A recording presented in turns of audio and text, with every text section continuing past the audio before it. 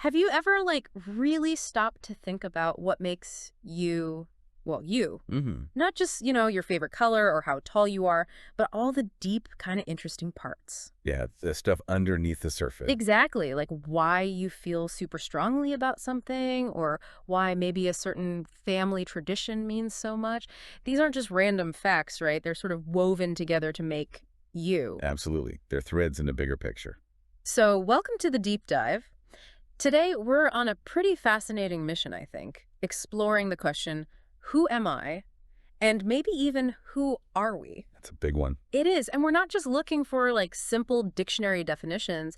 Instead, we're diving into a whole collection of ideas and notes we've gathered all about identity. Right. Our goal is to really try and understand how everything around us, like your personal experiences, your culture, even the society you live in, how all that shapes you into the amazing person you are. And understanding this isn't just, a cool thing to think about. No, it's actually super important, isn't it? For you as a person and for how we all get along in our communities. Definitely.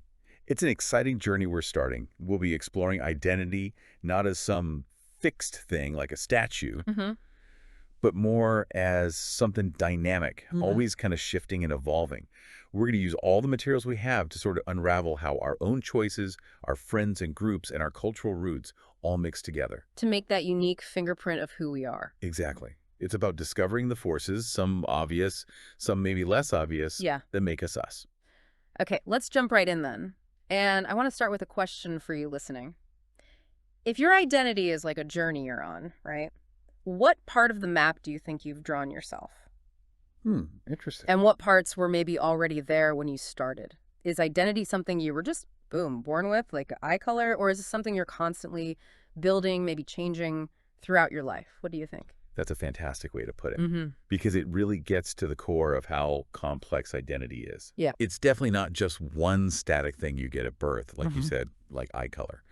Um, Instead, maybe think of identity as this amazing multi-layered cake. Ooh, I like that, Kate. Right. It's constantly being baked, decorated, maybe even reshaped a bit as life Mm. goes on. Okay. It's a mix of so many different ingredients, always moving, always interacting with each other. A multi-layered identity cake. Love it. So, if it's like this incredible cake, what are some of those key ingredients, those layers? Okay, let's break down some layers. First, there's what we can call the individual layer. Mm-hmm. This is all about your unique personal stuff. My stuff. Your stuff. Yeah. Like your interest, maybe you absolutely love drawing, or you spend hours getting good at a video game. It includes your unique talents too. Perhaps you're an amazing storyteller, or you're just really good at math puzzles. Uh-huh. And of course, your personality, you're kind of shy, enjoy quiet time. Mm. Or are you super outgoing, always making friends? These are the bits that feel most like you, the choices you make, your goals, your hobbies. Gotcha. So that's really about what makes each of us distinct, sort of what we bring to the world. Exactly. But, we don't live in a bubble, right? Right. So that leads us to the next important layer, the social layer. Okay. This is about the different hats you wear, in different groups. Like how I act differently with my friends than with my parents. Precisely. You're a student in class, maybe a sibling at home, perhaps a teammate on a sports team, or just a really good friend. Yeah. It also includes clubs you join, maybe online communities you're part of, or even just your neighborhood group. This layer shows how you interact with others and how those interactions shape a part of who you are. Huh. It's like we're slightly different versions of ourselves depending on who we're around. That makes sense. What's the next layer in our identity cake? That would probably be the cultural layer. This one often goes deeper, sometimes passed down through generations. Okay, like family history. Yeah, exactly. It includes things like the language spoken at home. Hmm. Maybe it's English, maybe Spanish, maybe Persian, maybe a mix. Right. The unique family traditions you celebrate, like how you do birthdays or holidays, the special foods you eat, the stories maybe your grandparents tell. It also includes any religious beliefs you might have and the values you learn from your heritage. This layer gives you a deep connection to your past, and it really shapes how you see the world. Wow. Okay, that's that's already a lot to think about. But these layers, they aren't just stacked separately, are they? Like they must blend together somehow. Oh, absolutely. They totally overlap and interact all the time. Yeah. Think about it, maybe your personal talent for storytelling. That might be something really celebrated within your family's cultural traditions. Oh, yeah.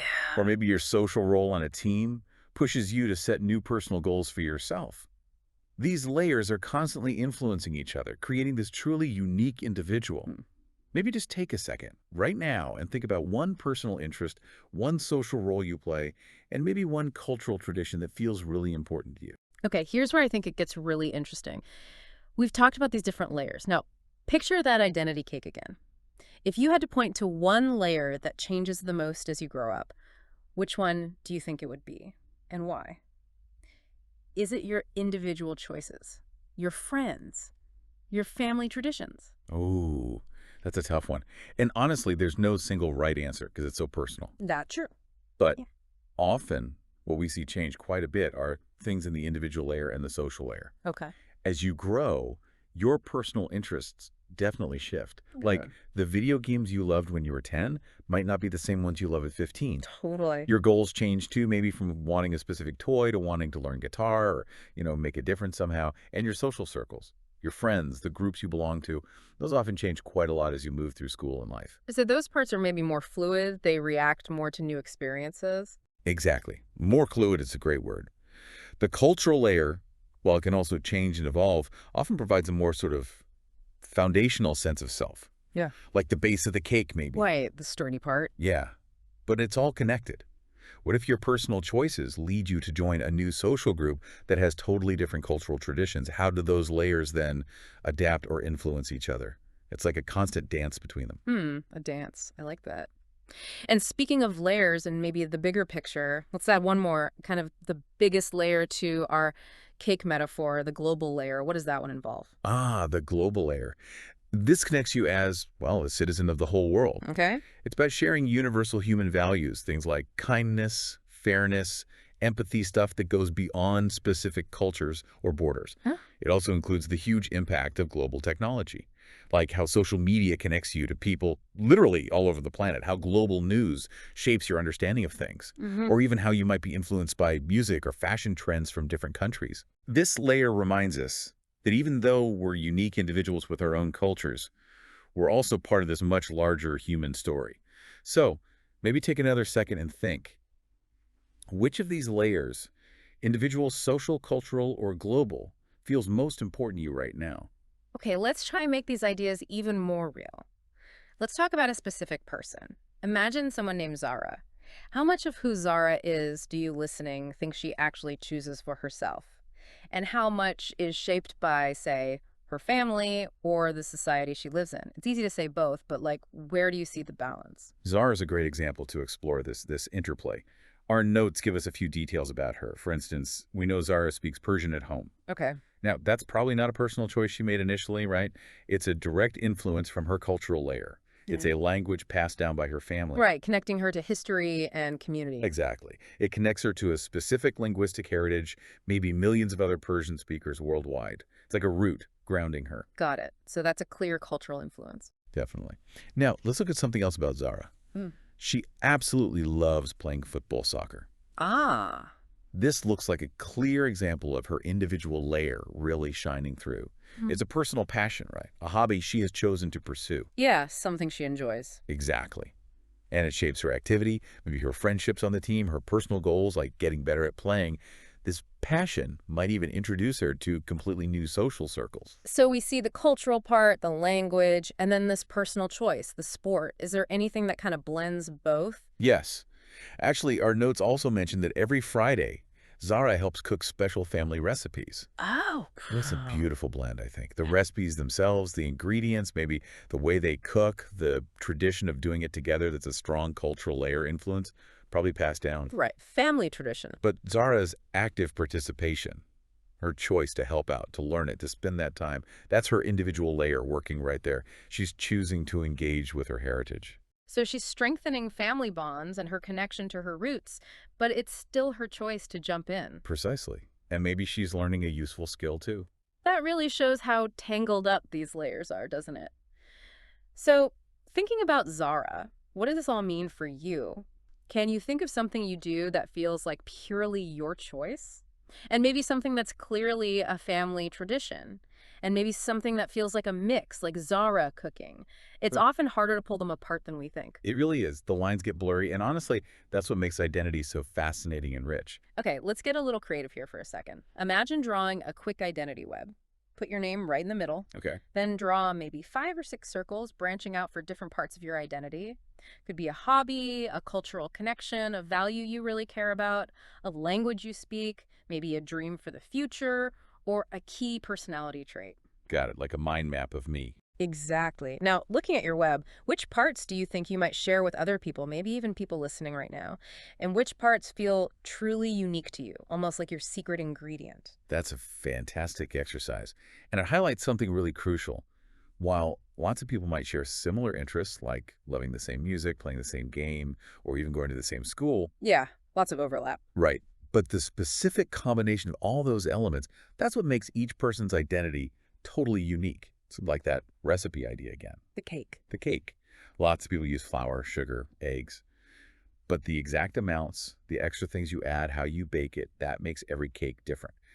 Your personal mix of traits, roles, background choices, that's what sets you apart. It's about seeing what connects us, for sure, but also really celebrating that unique twist that makes you, you. That's a really helpful way to think about it. Okay, shifting gears just a little bit. Let's think about your own family. How do your family's traditions, like how you celebrate holidays, the stories you always tell, maybe even just everyday routines, how do those compare or maybe differ from families in other parts of the world? Can you picture any differences or similarities? That's a really insightful question because family roots are just incredibly powerful in shaping us, often without us even realizing how much. Yeah, it just feels normal. It does. Our families influence our identity in so many ways. Like we talked about with Zahra, the language spoken at home. Often it's the first language we learn, and it can connect us so deeply to our heritage, our extended family, maybe a whole cultural community. And it's not just the words, right? It's also about how we live together day to day. Absolutely. Then you have all those shared traditions and celebrations. Think about how your family marks birthdays or holidays, or even just having special meals together. These rituals, they create shared memories, they reinforce family values, and they give you that deep sense of belonging. Yeah, they make you feel connected. They really do. They literally shape how you experience time and connection. And it's not just actions. Families also pass down values and beliefs. Yeah. Lessons about what's important, maybe honesty, hard work, being kind, respecting elders. These guide how you see the world and how you act. Those are really powerful, kind of invisible forces shaping us. But it's not just family, is it? What about the wider world? How does society influence our identity beyond just our hobbies or family stuff? Ah, society. That's another massive architect of who we are. Think beyond family. Think about your education in school. Okay. The things you learn in class, the friends you make, the school rules, even the subjects you end up liking or choosing. All of that contributes to your knowledge, your skills, and definitely your social identity. Yeah, school's a big part of life. Huge. Then there's media and technology. Yeah. What you watch on YouTube or TikTok, the news you read online, the apps you use, how you connect with friends on social media. It's everywhere. It is. And it exposes you to so many different ideas, trends, ways of seeing the world. It influences your interests, your opinions, maybe even how you feel about yourself. Wow. It's incredible how much of our world is filtered through screens now. It really is. And let's not forget the more active parts of society. Yeah. Things like sports, arts, and music.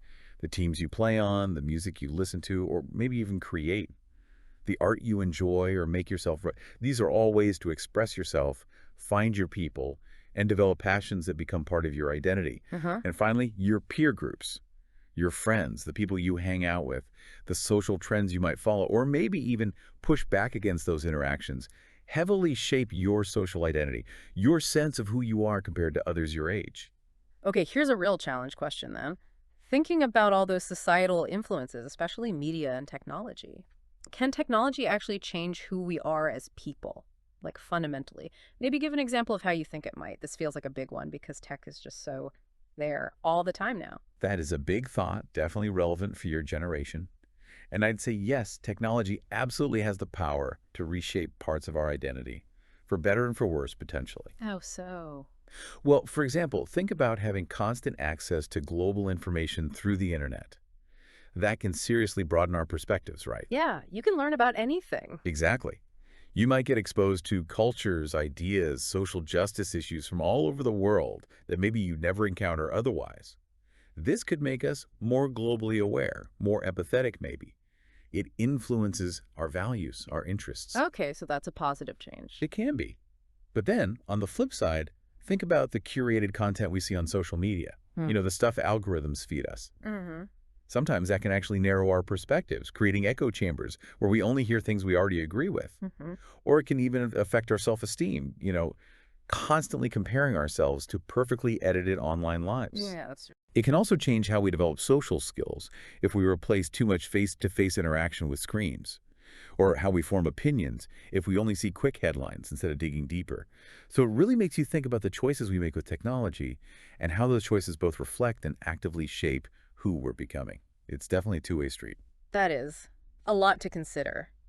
Wow. Okay, so sometimes when we talk about all these different identities, different experiences, different influences, societies can struggle, can't they? Struggle to accept things that feel different from what they consider normal. Why do you think that happens? And maybe more importantly, what can we do when we see that happening? Or maybe even feel that way ourselves sometimes? That's a really critical question. Mm. And yeah, it's a challenge many societies, many groups face. Often, I think people are just more comfortable with what's familiar. Makes sense. Anything unfamiliar can sometimes feel unsettling, maybe even a bit scary. But here's the thing. Every single person brings different perspectives, different experiences, and this diversity is actually a superpower. A superpower. How would... Well, think about it. Our differences are what spark creativity. New ways of looking at problems, new ideas. They build resilience when things get tough. Different people have different strengths and solutions to offer, and they drive innovation, new inventions, new ways of doing things that benefit everyone. When we shut down differences, we actually limit our own potential as a group. So our differences aren't just something to put up with, they're actually valuable, our strengths. Absolutely, our different identity recipes make the whole community cake richer, more interesting, and ultimately stronger. Okay. And here's where we find common ground, even with all our amazing differences. All humans, everywhere, share some basic universal needs. Like what? Things everyone wants and deserves, no matter where they're from, what language they speak, what their traditions are. These include the fundamental need to feel safe, the need to belong, to feel like you're part of something, a group, a community, and the need to be respected for who you are. These needs are deep down inside all of us. Those feel really fundamental, yeah, like things everyone gets. They are. So maybe right now, everyone listening, think of one unique difference you have, something that makes you you. And then think of one common value you probably share with almost everyone around you, maybe like wanting things to be fair or believing kindness is important. How does focusing on those shared values, those common needs, Yeah. maybe help us when there are disagreements or conflicts? It's really about finding that common humanity underneath, isn't it? It truly is. Yeah. When we remember our shared humanity and those universal needs, safety, belonging, respect, it becomes much easier to build bridges and understand each other. Even when our individual or cultural identities seem very different on the surface, Yeah. it helps us see past the differences to the core of what connects us. Yeah. It lets us say, okay, we might see this differently, but we both want to feel safe and respected. And that's a really powerful starting point for understanding and working together. Wow, what an incredible journey we've been on today. We've really done a deep dive, haven't we, into understanding identity from our individual traits and choices Yeah. to the social roles we play, the cultural roots that ground us, and even our connections to the whole world. We've seen how powerful family and society are in shaping us. I know technology is adding new layers all the time. Exactly. It's so clear that identity is complex, it's layered, and it's definitely not static. It's always evolving. And it's an ongoing process for every single one of us. It's a lifelong journey, really, of discovery. You're constantly adding new details to your own identity map, figuring out new parts of yourself and how you connect to the world. We've seen how unique each of our identities is, like you said, like an intricate, one-of-a-kind piece of a puzzle. Now imagine all these individual identities, all these unique puzzle pieces coming together. Imagine them forming a big, beautiful identity mosaic wall for our community, maybe your class, your school, your city. A mosaic. Yeah. What does truly understanding your own identity and really recognizing and valuing the unique identities of others, what does that allow us to build together? Think about the kind of community, the kind of world that actually celebrates every single one of those unique, colorful pieces. What could that look like? It's a powerful vision, isn't it? How can celebrating everyone's unique identity make our communities stronger, more resilient, more creative, just more vibrant? Truly reflecting the richness of everyone who belongs. Keep exploring that, keep questioning, and keep appreciating the incredible mosaic of identities that make up our world, starting with your own, which is truly unique and remarkable. Thanks so much for joining us on the deep dive. Have you ever,